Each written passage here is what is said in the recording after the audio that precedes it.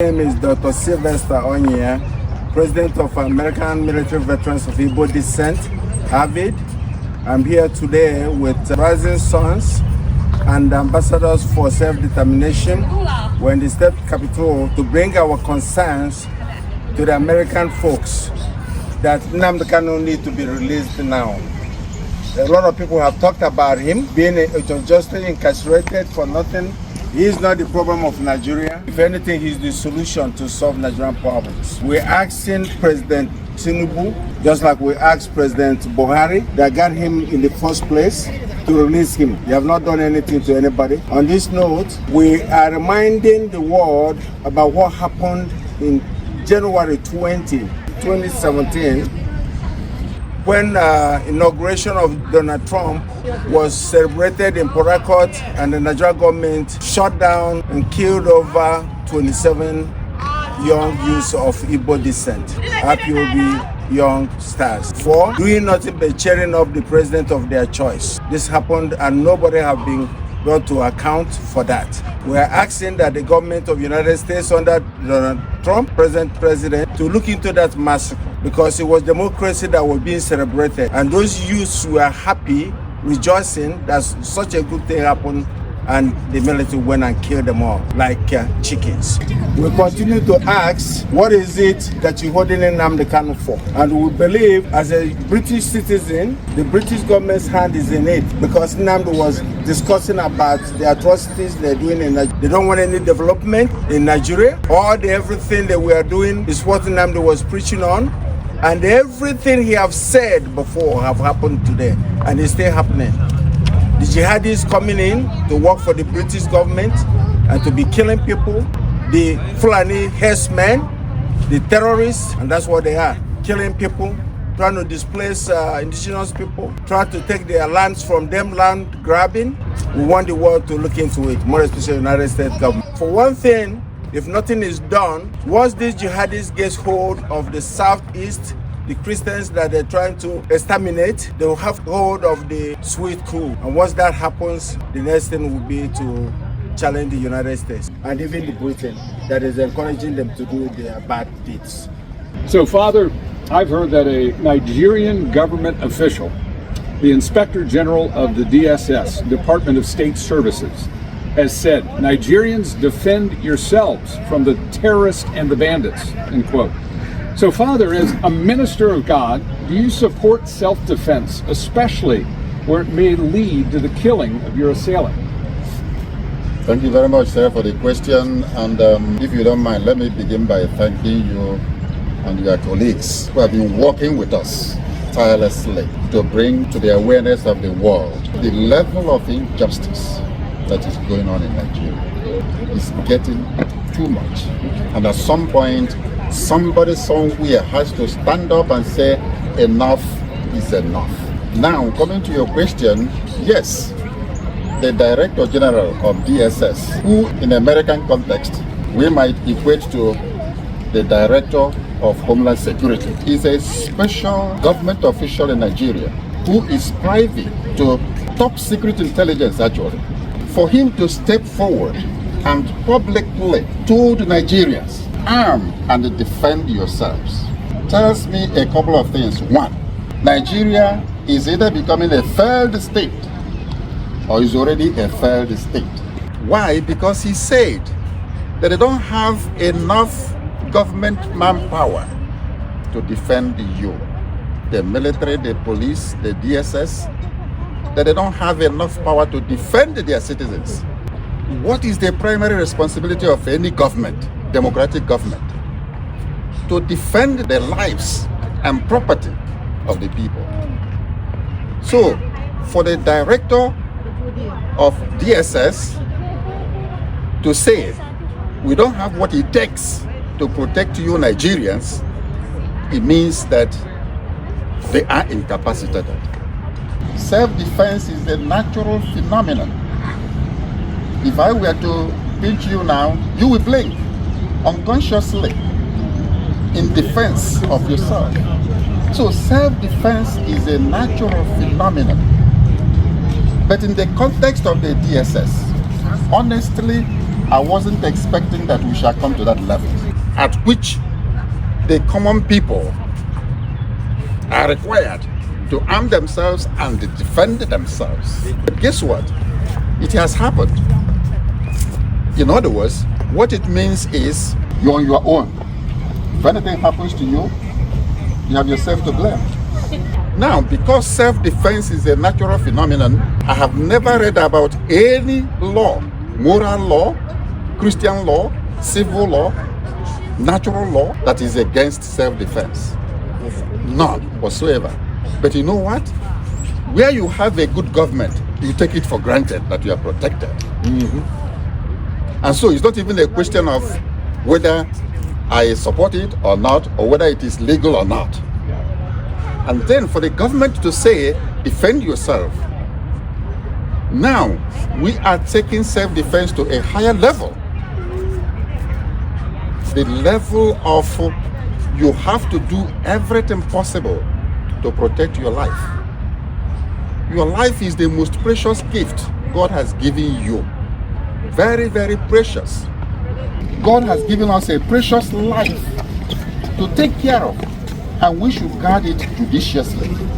But what is happening in Nigeria is that a group of bandits, terrorists, have taken it upon themselves to be massacring people at will. They carry arms all over the place, unchecked, unhindered. And they are decimating ethnic groups. In the name of herders, farmers, clash, rubbish. There is more to it. There is a hidden agenda. And that is ethnic cleansing and religious persecution. That is what has been going on.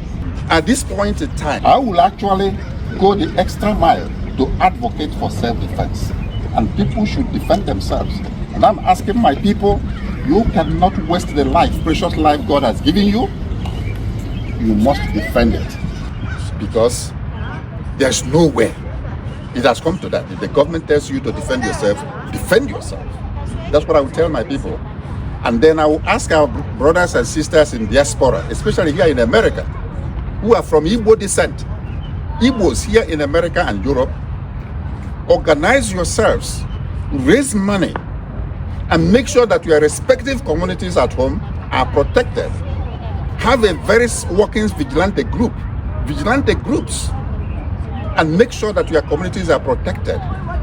The time to pretend that everything is okay back home in Nigeria is gone and may never come back until that country disintegrates.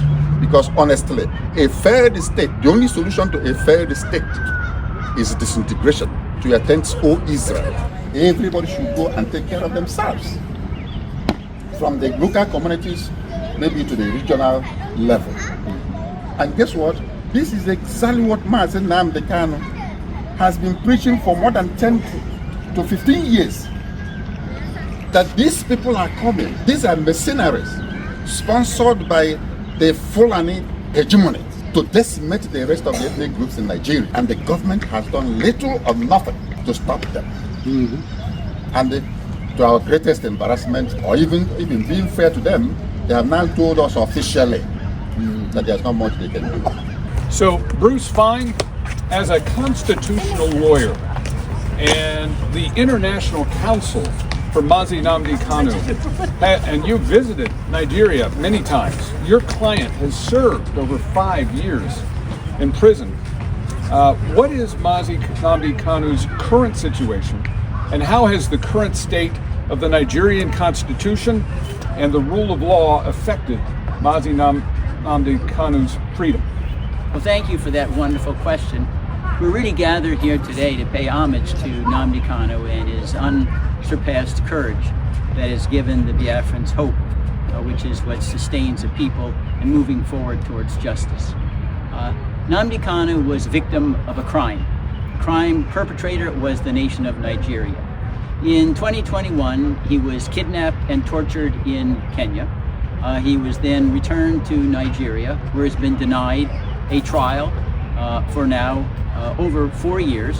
I helped precipitate a ruling from the working group on arbitrary detention in Geneva, holding very unambiguously and calling for the immediate and unconditional of Nnamdi Kanu because the government of Nigeria had violated 16 human rights covenants that were binding on all nations whether they accepted them or not.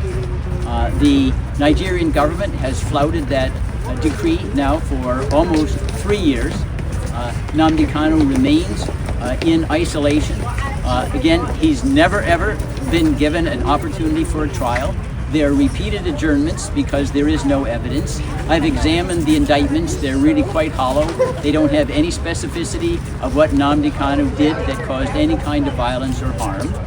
And at present, there still is no scheduled trial date. It's a continuing criminal violation by the Nigerian government. The great irony is that the real case should be Nnamdi Kanu versus the government of Nigeria, which should be in the defendant's chair. One of the things that's very astonishing is that for hundreds of years of Anglo-American jurisprudence, there's a motto: crime should not pay.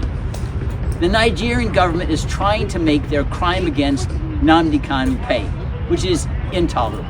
Bruce, what can be done to the government of Nigeria to help free Nnamdi Kanu? Well, there are several precedents. One, during apartheid, South Africa was suspended from the United Nations General Assembly until Nelson Mandela was released. And there's nothing that prevents petitions now to the United Nations General Assembly insisting that Nigeria be suspended until they release Nnamdi Kanu. That's one possibility. Another would be if you had the president issue an executive order says there are going to be no Nigerian visas to visit the U.S. until Nnamdi Kanu is released. That would impress upon all Nigerians the penalty they're paying because the government is being so lawless and tyrannical. There are other options like having an international arms embargo on Nigeria until Nnamdi Kanu is released, having very, very high tariffs on anything sold by Nigeria until Nnamdi Kanu is released. These are financial pressures. They've been utilized in other countries in the past. It's a matter of political will, not law. Chief Ugonna, how do the attacks on the Christian community and the continued injustice faced by Mazi Nnamdi Kanu serve as a serious warning sign for all Nigerians about the state of justice and freedom in the country? You know, that's an excellent question, and thank you for posing that. I want to tell you a short story. I've been going to the region for 20 years, and the first 10 years that I was there, it was quite peaceful, at least in the southeast. Some of this was brewing already in the north, but in the southeast and the spaces where I was at with the Igbo, quite frankly, was fairly peaceful. And then, right around the time actually when they put Mazi Nnamdi Kanu under chains, things blew up. And more than that, I think when people in the villages and the boroughs of Southeast Nigeria look at this, they see, wow, if they can do that to somebody like Mazi Nnamdi Kanu, who is quite an individual, what could they do to me? What can they do to the individual citizens? It's just gone wrong. I'm telling you, and I've told the State Department here before, not from this current administration, but the previous one, that if we don't do something about this, that place is going to implode, and we're going to end up with a pile of people coming over who will immigrate just to get out of the place. That's what's going to happen. I think the other thing that lines up where the people, the situations that they're living in, many of them are Christians. We've said before, 90% plus are Christian. Those who are Christian are experiencing the same kind of attack. There's a group in Southeast Nigeria called Inner Society, and they're a data crunching kind of group. And they've also got a very nice legal angle where they triangulate on everything to make sure that what they print is real. And they printed a statistic where they said just recently that for a period of 9 years, there were more than 30,000, mostly Christians, either killed or extremely violated. And even since they printed that, another 9,000 have been added to the list. So you're talking about 40,000 people. When we had our 9/11 here in the U.S., it wasn't anywhere near 40,000. And look at the reaction we had. 40,000 people being killed or violated should draw an unbelievable personal explosion. I think one of the things that people need to do, citizens, whoever is a citizen in Nigeria listening to this broadcast, need to really think this way. I used to work for a guy who said, you know what, now that we've had all this discussion, that's all wonderful, but tomorrow morning when you wake up, what are you going to do? What are you going to do? And the point is, you need to be able to answer that question. And for me, it comes down to three things. The first is you need to understand what's going on. What's going on in your village? Who are those strangers out in the bush? Who are they? What are they doing? You need to understand what's happening to you. You can't wait for somebody to tell you. Nobody's going to tell you. When DSS has already said, you know what? You better take care of yourself. You know, actually, I don't know if they really want to give us any good advice, but that's good advice. We need to take care of us. You need to get up and understand what's going on. The second thing you need to do is you need to have a plan. You need to start to think about, what am I going to do tomorrow morning? What's the plan? I need a plan. And the third thing you need to do is take it personal. Now, you might say, what's this white chief? How many white chiefs do you see with a red hat? Not too many. What's he doing? I want to tell you what I'm doing, okay? What's important to me? You know, when it comes to understanding what's going on, we are all about, I spent 20 years understanding what's going on. And some people even pin the label on me, not Big A, but Big I for Igbo. They said, boy, he knows a lot about the Igbo, that guy. Because I've spent 365 days on ground. And in so doing, I learned what's really critical to the Igbo, to the ethnicity, to the ancestral Igbo. What's important to that person? Why are they the way they are? So I did that. I started to understand by working with the people around, standing here and many others. I've learned all the ins and outs of what's driving, what's the history. What did the British do? How did they fumble the ball so badly when they set this place up? How did that happen? And so I've learned about that. So I know what's going on. The second thing is I've got a plan. One thing I learned from my dad, and God rest his soul, my dad was a Marine Corps staff sergeant. And so you can imagine, as a young boy, I was on the run. My dad, he said, son, you're either going to be part of the problem or you're going to be part of the solution. And you know what? I've chosen, I think wisely, to be part of the solution. Part of the solution is critical. And you know what? You as citizens need to be part of the solution. And you need to come up with it yourself. You know what? Just like DSS, they're not going to tell us what to do. Nobody's going to tell you what to do. You need to figure it out for yourself and then do it. And then the third thing is take it personal. Now, what have I been doing? You can tell just by the way I am. I take things personal. And when I come to this place behind me, and I spend a lot of time at the State Department as well, and as a group with Avid, Avid's a great organization. Avid, with that group, we've spent a lot of time in the halls of Congress, knocking on the doors, talking with people. When we're with those people, what we're doing is we're taking them through the same 3 steps. United States government, you actually don't understand what's going on in Africa. Listen to us. we'll tell you what's going on. It's an ancestral place. And what happens is when they abscond with somebody who's iconic in the society. I mean, Mazi Nnamdi Kanu is iconic. When they put somebody like that in chains and just throw away the key, which they've done, they've thrown away the key. We should be taking that personal. And once again, if they can do what they're doing with him, they're doing with us, and that's when the 40,000 Christians that they've got on the run. There's another little bit of data you ought to know about. You know, all the people, and I bet there's hardly anybody in the region who hasn't been personally touched by a disappearance. You've got family, friends, fellow villagers who've been absconded with, they've been stolen. Everybody knows what I'm talking about. You know what's going on. Well, what happens is we need to tell the people in these powerful places, because they have a lot of control. I think you've heard quite a bit of wisdom about what the U.S. government can do.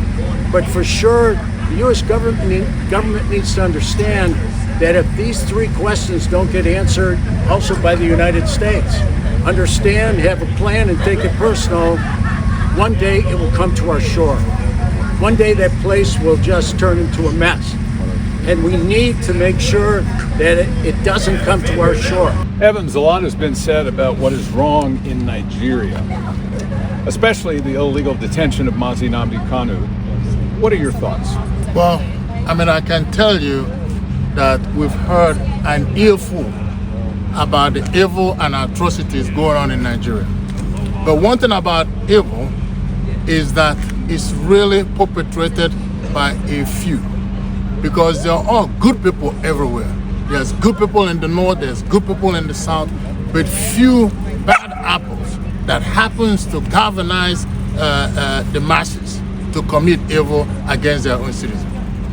I'm telling you that evil may live for a while or may even live for a long time, but evil will never live forever, because every evil has an expiration date. It always does. So I'm telling you that the time of massacre of Christians in the north and south has expired. Right? Expired. Right. Expired. The genocide against the Igbos has also expired.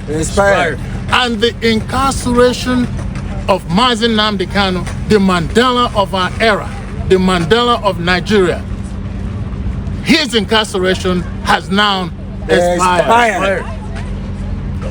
You've heard me describe Nigeria as a dark nation. And the only thing that can overtake darkness is light. So I'm asking the Congress of the United States to be the light and enact the laws that will stop what's going on in Nigeria. Beginning with designating the nation as a country of particular concern. I'm also asking those in diaspora, like myself, to wake up and do something to help your citizens back home. We can always do something individually, but we can do much more collectively. This is a cause that I'm willing to die for. And I will continue to fight until my last breath. Tell me about the Nigerian government. Have they adequately protected human rights and enforced their laws regarding the protection of lives and property of her Igbo and Christian citizens? The question of human rights in Nigeria ought to go directly to a few people that I will mention. Okay.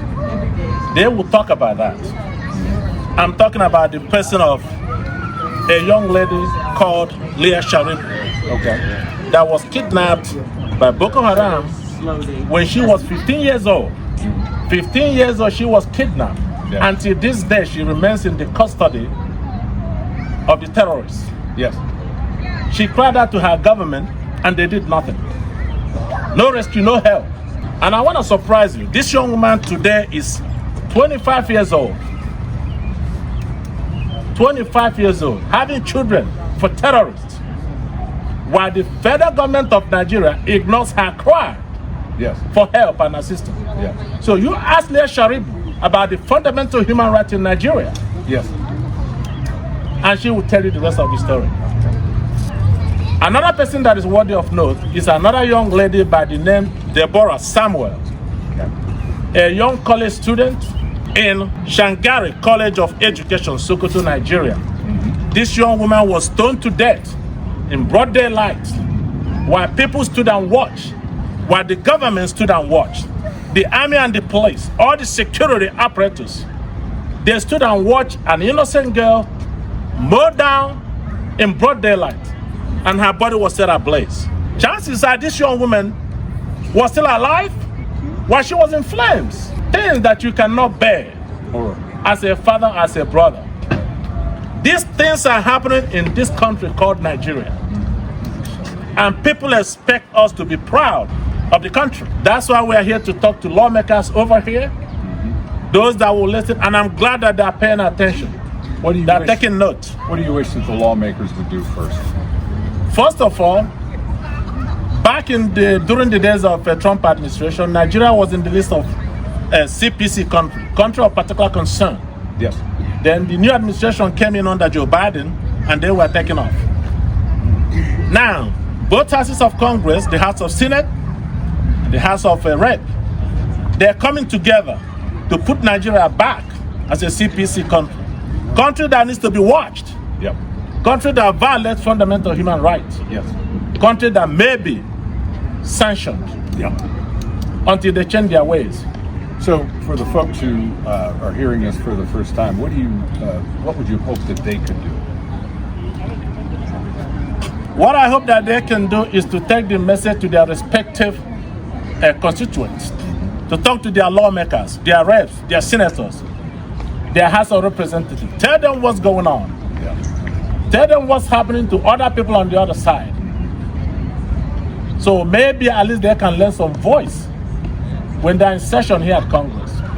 That's why we come here. This country holds the record for beacon of democracy in the world. That's why we're here. That's why we're here. It's simple. One more thing, and the legendary of human rights violation, ought to be referred to a man in the person of Nnamdi Kanu. Nnamdi Kanu's continuous incarceration is the primary reason why we're here. We are here to call for his immediate and unconditional release, as already decided by United Nations back in 2022. For people that do not know Nnamdi Kanu, today he's being referred to as a secessionist. He wants to divide Nigeria. But I want to let you know one thing, how this young man started this whole thing. He did not start this whole thing by calling for Biafra or calling to be separated from the nation.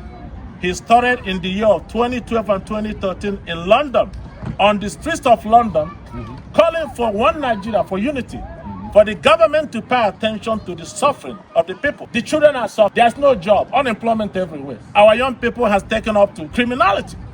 So Nnamdi Kanu saw this and he began to preach, to talk about it. He wasn't calling about secession.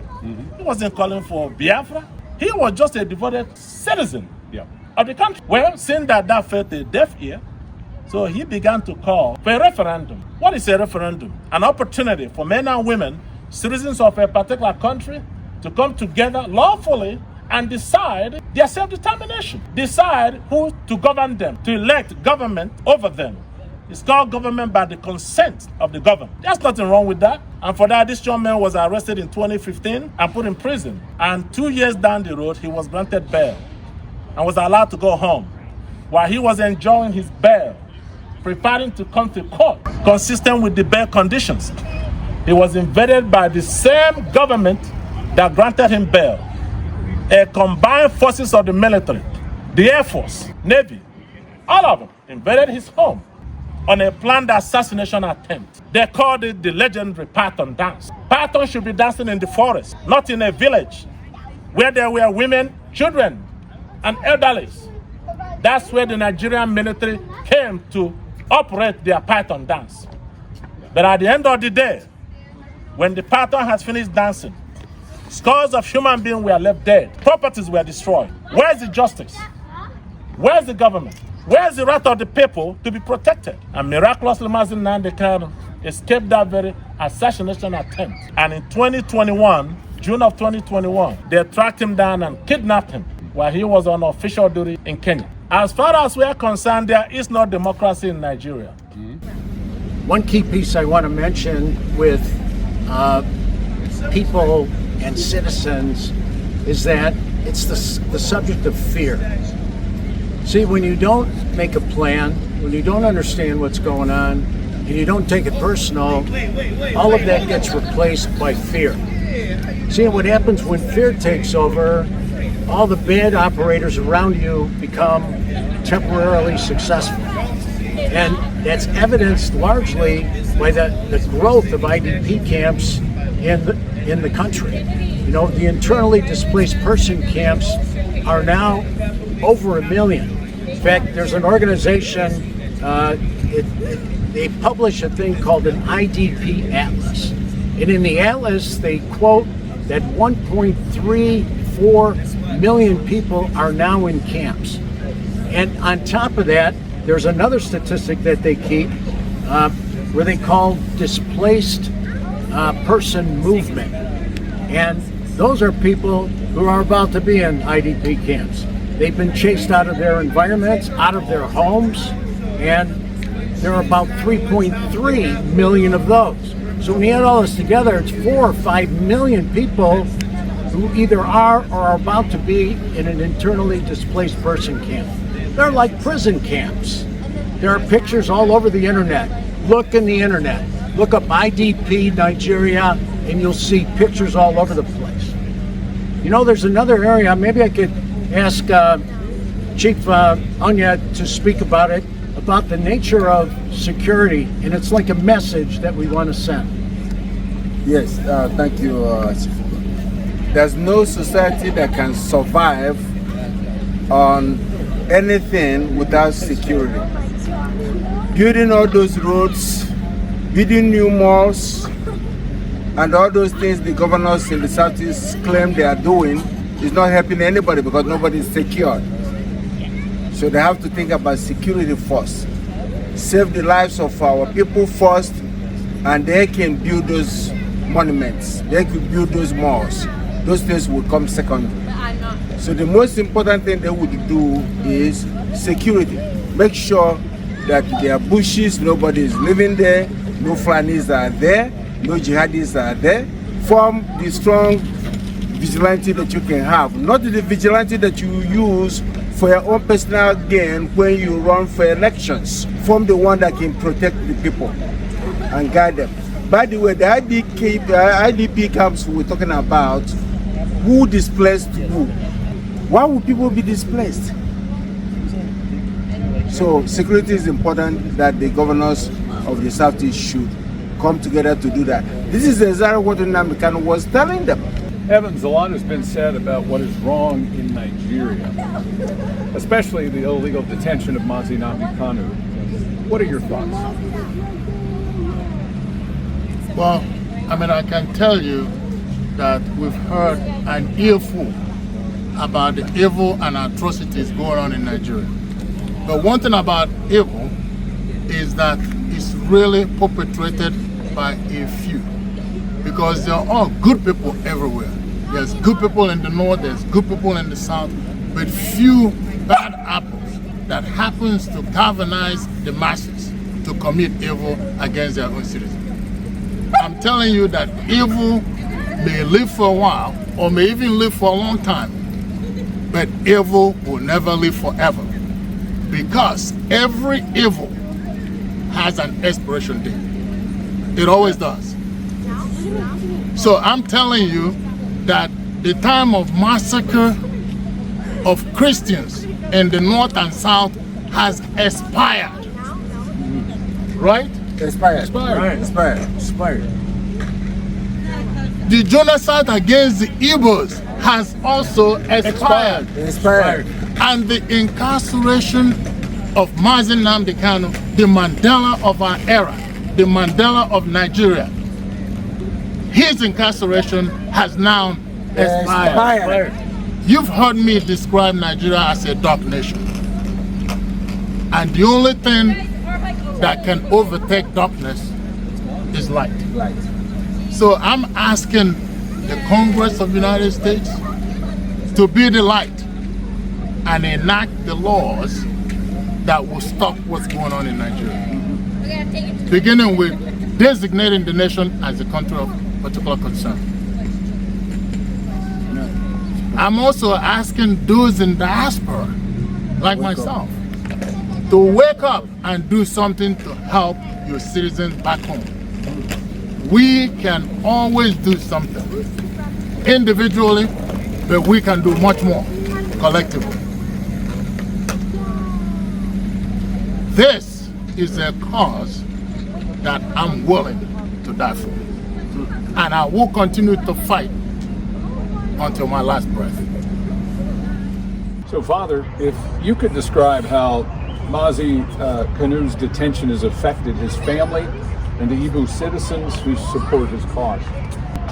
I personally see Mazen Nnamdi Kanu, just as many millions of our people have seen today, is the icon of Igbos. Is the flag bearer of Igbo. Is a corporate personality. It's not an individual, because he encapsulates everything that is Igbo. So he is a peace-loving man. Yes, very, very peace-loving man. Represents a peace-loving people. Exactly. As well as any. He has never lifted a machete to attack anybody.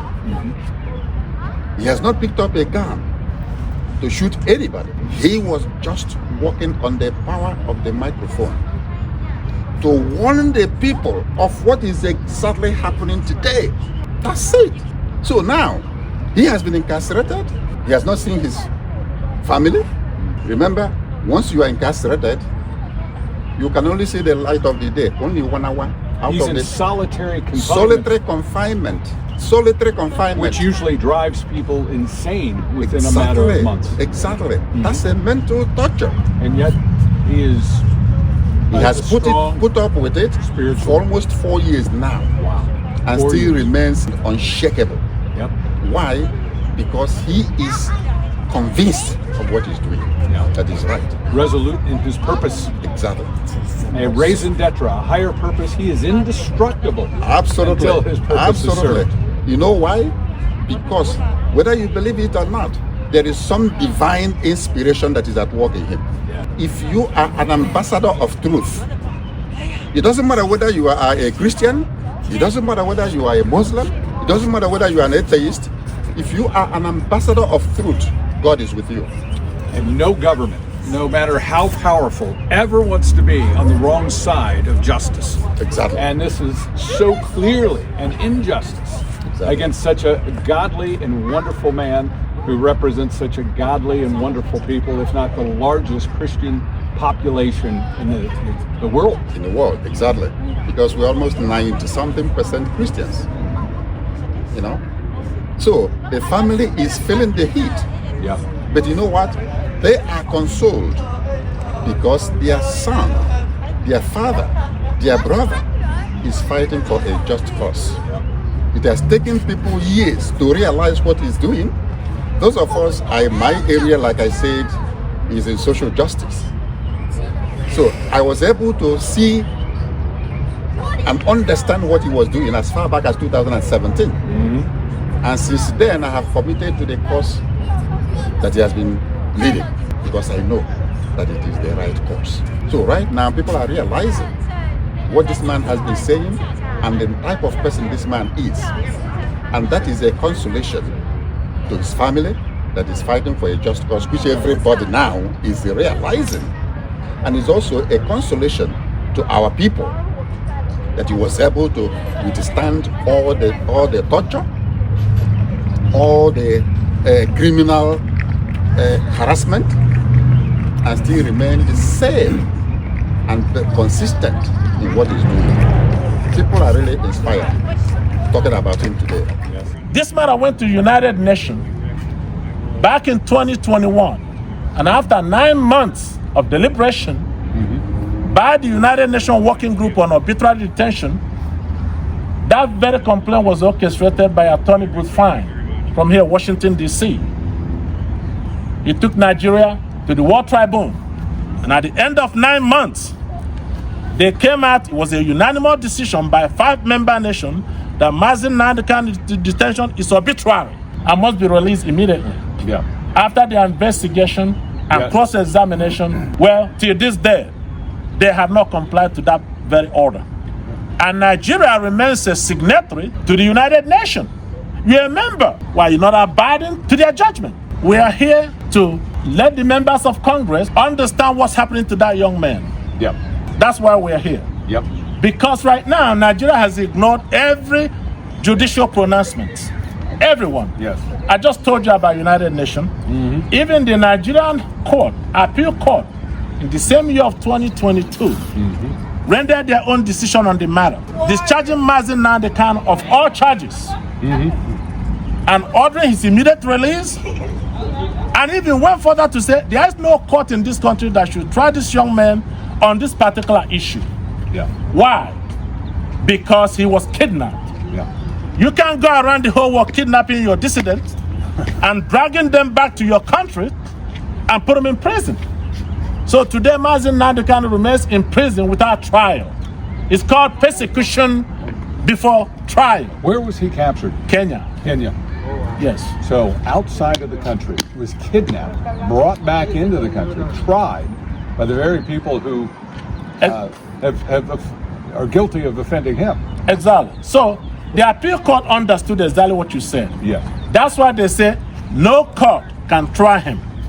Because they knew you cannot commit an offense against an individual and turn around to sit in judgment seat to judge the same person. It's like a rapist trying his own victim, Right. Yeah. or persecuting his own victim. That's exactly. You're the one that committed the crime. So my conversation with Bruce Fine this morning, he said that Mazi Nnamdi Kanu should be in a position Yeah. to prosecute Nigeria for enforced disappearance of his person and extra renditioning him back to Nigeria. Yeah. Blindfolded, brought back home. That is an international crime. And Nigeria should stand on trial, not Mazi Nnamdi Kanu. Yeah.